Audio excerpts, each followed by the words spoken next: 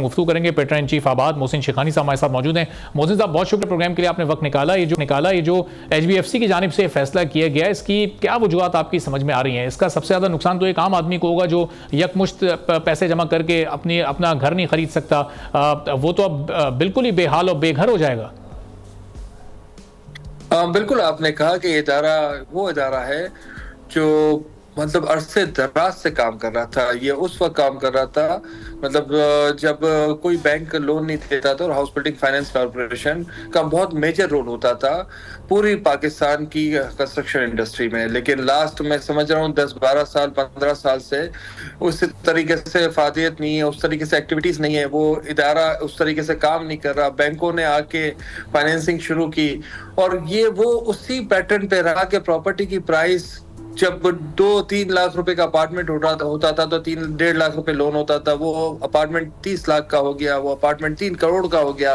लेकिन उन्होंने अपनी अपग्रेडेशन नहीं की, उन्होंने वो लिमिटेशन वहीं रखी और वो मार्केट के साथ नहीं चले। और आज उनके स्टाफ और उनकी जो एक्सपेंसिव है उतने बढ़ गए, और एक स्टेज तो ऐसा था कि उन्होंने अपने जो फंड्स है वो भी बैंकों में रख के उसके इंटरेस्ट लेते थे और वो उससे इदारे चला रहे थे। तो ऐसे चलते नहीं इदारे, और उसी वजह से इदारे खत्म हो जाते हैं और इदारों को ये पोजीशन पे आप ले आते हैं कि उसकी मॉनिटरिंग नहीं की जाती, उसको फॉलोअप नहीं किया जाता, उसको उस तरीके से एक्टिव नहीं किया जा सकता करते। जब हालात और वक्त के साथ जो मार्केट चल रही होती है उस तरीके से अगर मूवमेंट नहीं करते तो आप आउट हो जाते हैं फील्ड से। तो यही वजह हुई है इस इदारे की तबाही की। और मोहसिन, ये पिछले साल की जो रिपोर्ट सामने आई 2023 की, उसमें घरों के लिए कर्जे देने से ज्यादा सोलर सिस्टम की तनसीब के लिए HBFC की जानिब से कर्जे दिए गए। तो ये भी एक हैरानकुन इंकशाफ हुआ कि वो घरों के लिए कर्जे नहीं दे रहे बल्कि सोलर सिस्टम लगाने के लिए लोगों को फिर कर्जे दे रहे हैं। तो जाहिर है उससे भी इदारे पर एक बोझ पड़ा होगा।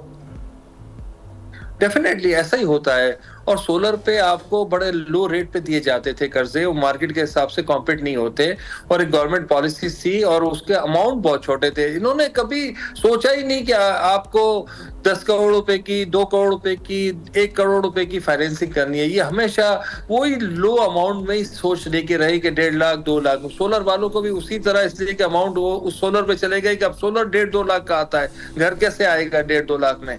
तो वही कॉन्सेप्ट की वजह से इन पूरा इदारा मतलब उसके स्टाफ उतना होना, उतने अखराजात आप अपने बढ़ा लेते हैं और पूरे पाकिस्तान में होना, तो आप अगर काम नहीं करेंगे तो आप आउट हो जाएंगे। और वही हाल हुआ है, और हम ये इदारे नहीं, सारे इदारों के साथ ऐसी पोजीशन है। इसीलिए तो प्राइवेट बैंकिंग और प्राइवेट देखे ना, जब से प्राइवेटाइजेशन हुई और लोग आए और प्राइवेट इदारे, प्राइवेट बैंक आई तो सब पॉजिटिव आ गए, सारे सब बैंक कमा रहे हैं। वही हमारे गवर्नमेंट के पास थे तो वो बुरा हाल था। जब पॉलिसीज आप नहीं रखते, अच्छे CFO नहीं रखते, अच्छे मार्केट से लोग आप नहीं लेते, और वही गवर्नमेंट के इदारों के लोग आते हैं तो वो उनकी एक्सपर्टीज नहीं होती, इस वजह से वो इदारे खत्म हो जाते हैं। और मुझे जाहिर है कि ये इससे एक आम आदमी तो मुतासर होगा जो कि एक साथ पेमेंट करके अपना घर नहीं खरीद सकता, लेकिन आपकी जो कंस्ट्रक्शन इंडस्ट्री है उसको ये कितना मुतासर करेगी? क्योंकि बहुत सारे लोगों का तो इन्हिसार ही HBFC पर होता था कि वो 20% या 30% या 40% पेमेंट करके फिर बाकी कर्ज हासिल करें और वो रकम वो आहिस्ता आहिस्ता अदा करते रहें।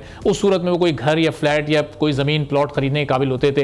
अब ये आपके कारोबार को भी ये फैसला मुतासिर करेगा HBFC का? देखिए, हमारे कारोबार पे तो जो लो कास्ट हाउसिंग के काम होते हैं हमारे वाले, जो कम कीमत वाले होते हैं, उस पे इफेक्ट करेगा। मिडिल और हाई रेंज पे बिल्कुल नहीं करता, इसलिए कि वो लोन ही नहीं दे पाते, इतनी उनकी कैपेसिटी नहीं है कि वो किसी को इतनी अमाउंट के लोन दे, और लेते भी है तो डॉक्यूमेंटेशन और चीजें, इतना प्रोसीजर है कि बैंक आसानी से दे देता है तो आदमी भागता है। लेकिन आजकल जो इंटरेस्ट रेट सब जगह इतना हाई हुआ है कि लोगों के लिए भी इस रेट पे कर्जा लेना मुश्किल हो गया है। घर पे अगर आप 22-25% पे लोन देंगे तो आप रीपेमेंट कैसे करेंगे? और आज के हालात और आप जो इंडस्ट्री की पोजीशन चल रही है और इकोनॉमी की कंडीशन है उसमें बड़ा डिफिकल्ट है। लेकिन लो कास्ट हाउसिंग अगर आपका 15 लाख 10 लाख 20 लाख का घर है और कोई कम कीमत वाले में आप 5-10 लाख रुपए लोन ले लेते हैं तो वहां पे इफेक्ट होता है, और उन लोगों को काफी इफेक्ट होता है जो छोटे से घर या रिनोवेशन वगैरह के लिए देते थे। लेकिन बड़ा जो इदारों में सही तरीके से आपने एक्टिविटीज ना करनी और वक्त के मार्केट के साथ ना चलना तो आप दूर हो जाते हो। तो लो कास्ट हाउसिंग को फर्क पड़ रहा है, बाकी और किसी उसको नहीं फर्क पड़ रहा। सही। और जब अब चूंकि नए फाइनेंस मिनिस्टर आए हैं, औरंगजेब साहब ने आके चार्ज संभाला है, आपकी इंडस्ट्री के लिए अब आप आने वाली इस हुकूमत को कैसा देख रहे हैं? क्योंकि कुछ फैसले ऐसे होने जा रहे हैं कि अब कंस्ट्रक्शन इंडस्ट्री को भी टैक्स नेट में लाने की बातें हो रही हैं, तो इससे भी क्या घरों की कीमतें बढ़ जाएंगी, प्लॉट्स महंगे हो जाएंगे, फ्लैट्स की कीमतों में भी इससे इजाफा हो जाएगा?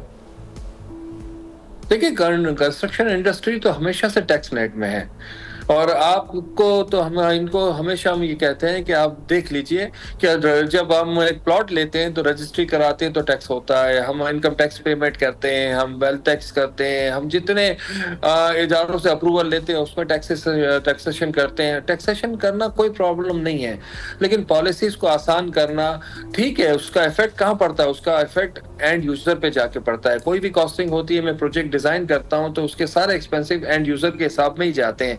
अगर कॉस्ट बढ़ती है तो वो वाकई उन्हीं लोगों पे जाता है, एक आवाम पे।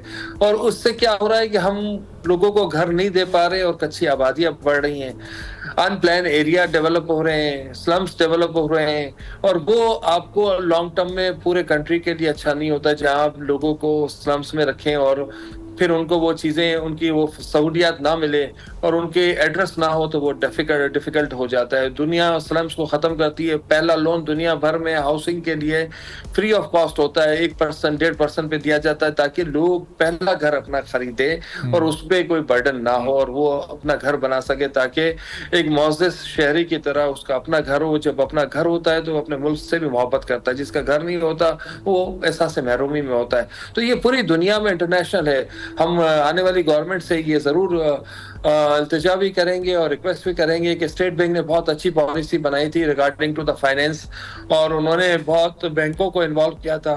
तो मैं समझता हूं कि उसी पॉलिसी को कंटिन्यू किया जाएगा और कोशिश की जाएगी कि इंटरेस्ट रेट कम हो, ताकि फाइनेंसिंग हम आसानी से लोगों को घरों के लिए दे सकें।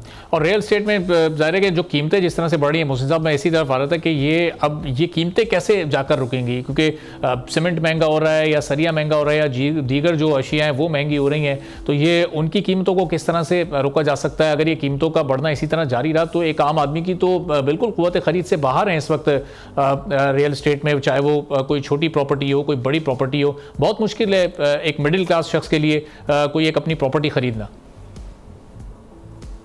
बिल्कुल आप सही कह रहे हैं, इसमें कोई भी दो राय नहीं है कि एक आम आदमी के लिए घर खरीदना मुश्किल हो गया है, बल्कि घर चलाना मुश्किल अभी तो हो गया है। मैं समझ रहा हूँ, खरीदना तो बात की बात है, जो है वो भी चलाना मुश्किल हो गया है।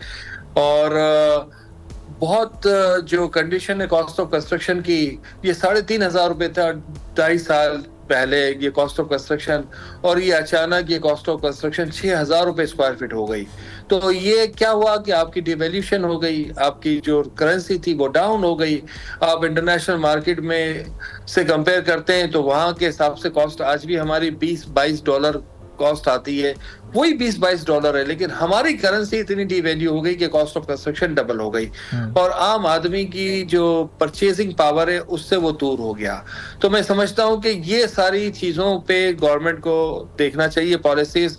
जब आपकी कॉस्ट ऑफ कंस्ट्रक्शन 6,000 रुपये कंटिन्यू होगी और उस पर जब आप पार्किंग और सारी चीजें लेंगे तो 10,000 रुपये कॉस्ट हो जाएगी, तो 1,000 रुपये का भी एक अपार्टमेंट होता है, 1,000 स्क्वायर फीट का भी अपार्टमेंट होता है, तो 1 करोड़ रुपए का अपार्टमेंट हो जाता है। तो बहुत मुश्किल हो जाता है किसी की खरीद करना। फिर लैंड कॉस्ट अलग होती है, फिर आपको पता है इदारों के अप्रूवल्स होते हैं, फिर 10,000 चीजें, यूटिलिटीज की कॉस्टिंग बहुत हाई हो गई है।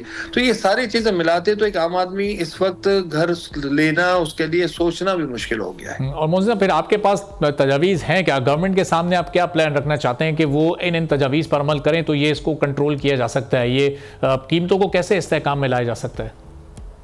देखिए, इसमें गवर्नमेंट को कहीं ना कहीं ऐसे चंक क्रिएट करने पड़ेंगे लैंड के जो अभी डेवलप नहीं है, और उसको हम रीडेवलप करें और लो कास्ट हाउसिंग पे काम करें। लो कास्ट हाउसिंग के लिए हमें लैंड दरकार होती है, और वो लैंड अगर आप देते हैं, हम डेवलपमेंट करते हैं उस लैंड में, और उसको हम जो भी एरिया है वहाँ पे हम जो कम से कम मतलब 600, 700, 800 स्क्वायर फीट का एक घर बना के दे दे, और इन फ्यूचर वो ऊपर अपना घर बनाता रहे।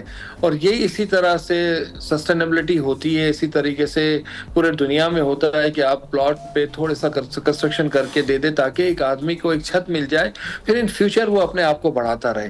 तो ये हम कर सकते हैं। गवर्नमेंट के पास पाकिस्तान भर में लैंड्स हैं और वो लैंड्स कब्जा हो रही है, अनडेवलप है, यूटिलाइजेशन नहीं है, उन चीज़ों पे हम वर्कआउट करें और उस पे अगर हम काम करते हैं तो मैं समझता हूँ कि एक आम आदमी को सस्ती रिहाइश मिल सकती है, सप्लाई आनी शुरू हो जाएगी।